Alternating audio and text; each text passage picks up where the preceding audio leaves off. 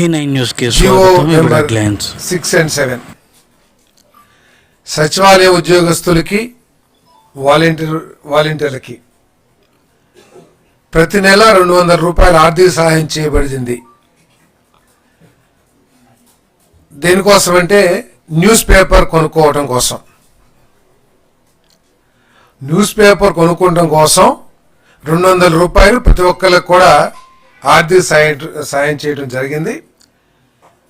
ఆ జియోని ఈరోజు విత్డ్రా చేసుకోవడం కూడా జరిగిందని చెప్పేసి మనం చేస్తాం. ఎందుకంటే సోషల్ మీడియా ద్వారా ఏ వార్తకైనా సరే యాక్సెస్ ప్రతి ఒక్కరికి కూడా ఉంటుంది. ప్రత్యేకంగా వీళ్ళంతా ఉద్యోగస్తులు కాబట్టి అది పెద్ద సమస్య కాదు.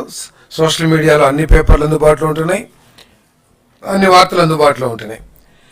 అంతేకాకుండా ఇక్కడ సంవత్సరానికి 102 కోట్ల రూపాయలు ఖర్చు చేయడం జరిగింది. ఈ 102 కోట్ల ద్వారా మాకున్న సమాచారం ఏంటంటే కేవలం ఒకే ఒక పత్రికని కొనడం జరిగిందని చెప్పేసి చెప్తా ఉన్నారు. ఏ విధంగా ఇటువంటి ఉత్తర్వులు ఇచ్చారు, ఈ 102 కోట్లు ఏ పత్రికకి లబ్ధి చేకూరింది, ఉద్దేశపూర్వకంగా జరిగిందా లేకపోతే ఏ విధంగా జరిగింది?